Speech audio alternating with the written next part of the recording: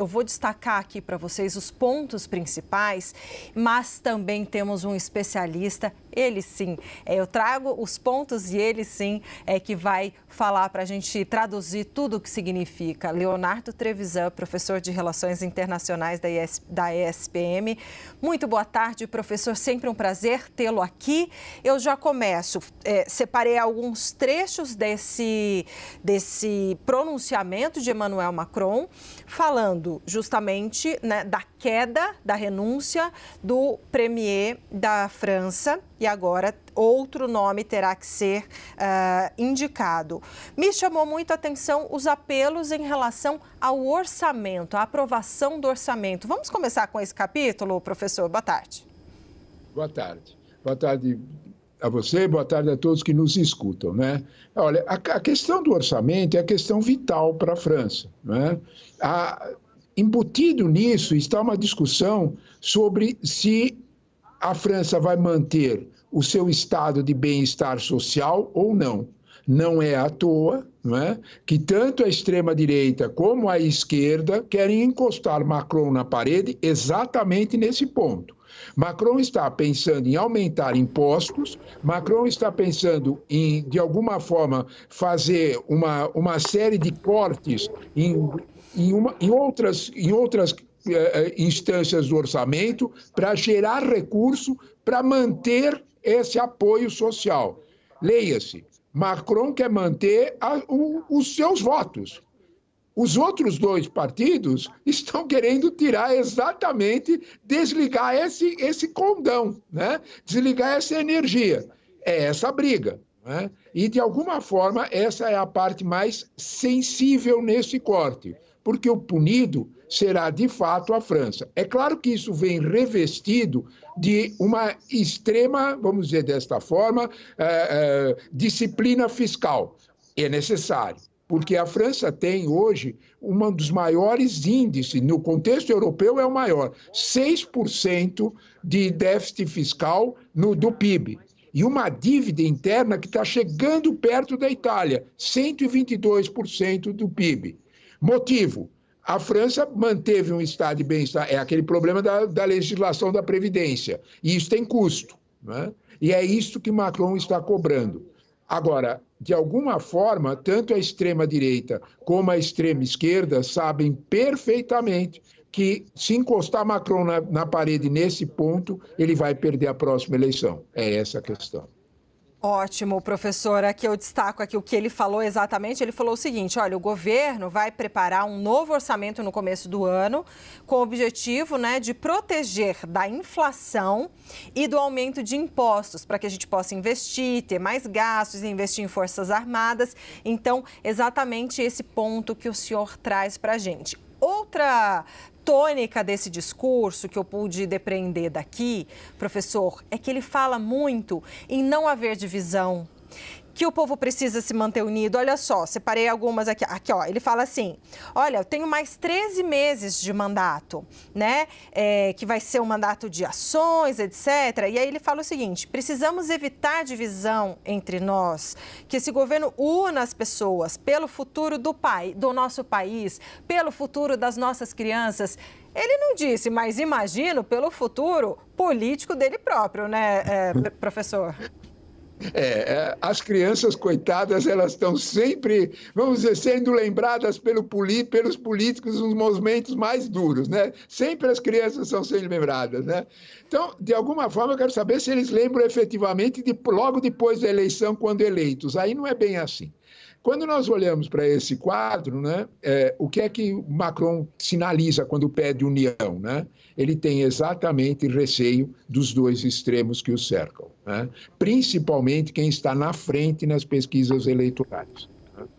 A ideia é tirar, vamos dizer, discurso político de Marine Le Pen.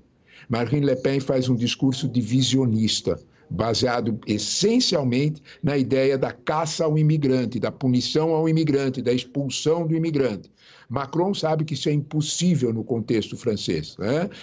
É só você sair das áreas turísticas de Paris que você tem uma ideia melhor de que a França, vamos dizer desta forma, mudou de perfil, né? A França tem um outro perfil social muito forte, muito presente. Este perfil social assusta os franceses tradicionais. É com eles que de alguma forma, esse é o eleitorado cativo de Marine Le Pen. Macron quer entrar nesse eleitorado. Quando ele fala de união dos franceses, ele quer, de algum modo, tirar discurso político de Marine Le Pen. E também, de alguma forma, dizer que a solução para a França não estar dividida não é a esquerda, não é com a França insubmissa do Jean-Luc Mélenchon. É uma outra ideia de França, né? Ele não tem maioria no parlamento, mas ele tem 190 votos, né? 190 cadeiras ele tem no parlamento. Ele é menor que a esquerda, que tem 194. É verdade, mas está muito longe da maioria, né? Então, ele não tem poder para exercer, mas a esquerda também não tem, e as 123 cadeiras de Marine Le Pen também não, né? Eles terão que, de alguma forma, chegar a algum consenso. O problema é que, para Marine Le Pen, a crise, a instabilidade é favorável. Quanto mais instabilidade, mais votos ela angariará. Professor, e é interessante porque nesse discurso, trecho que nós pegamos, né, com a tradução da Denise Bobadilla, a gente conseguiu ver também que ele aproveita, ele fala do mandato, temos 13 meses, precisamos nos unir, precisamos ser ambiciosos, vai ser de muita ação esses próximos 13 meses. Ele vai fazendo meio que promessas ali para o futuro político ali da sua gestão e faz também uma espécie de rápido balanço, no trecho que a gente exibiu aqui, que ele fala o seguinte: olha, a gente vai reabrir a Catedral de Notre Dame, fechada desde 2019, imaginaram que a gente não ia conseguir, vamos conseguir. Aí lembrou, realizamos os Jogos Olímpicos e Paralímpicos, fomos muito bem sucedidos, e aí vai jogando slogans, né, frases de efeito, tipo, onde haja ansiedade, precisamos ter esperança, etc. Então, a gente vê que não é só, é um comunicado bastante revestido de quase que uma propaganda eleitoral, para dizer assim, e com isso, com esse introito, eu te pergunto o seguinte, neste momento, então, agora Emmanuel Macron vai escolher, né, vai escolher o novo premier. Qual é o desafio dele? O que ele precisa? O que esse escolhido precisa ter para garantir mais estabilidade e governabilidade? São duas situações muito fortes para o novo escolhido. O primeiro deles é arranjar 289 votos para se manter como primeiro-ministro, que foi o que não aconteceu com o Michel Barnier, né? Segundo, né, fazer um discurso que, de alguma forma, sinalize um futuro melhor para os franceses. Esse é o ponto, né?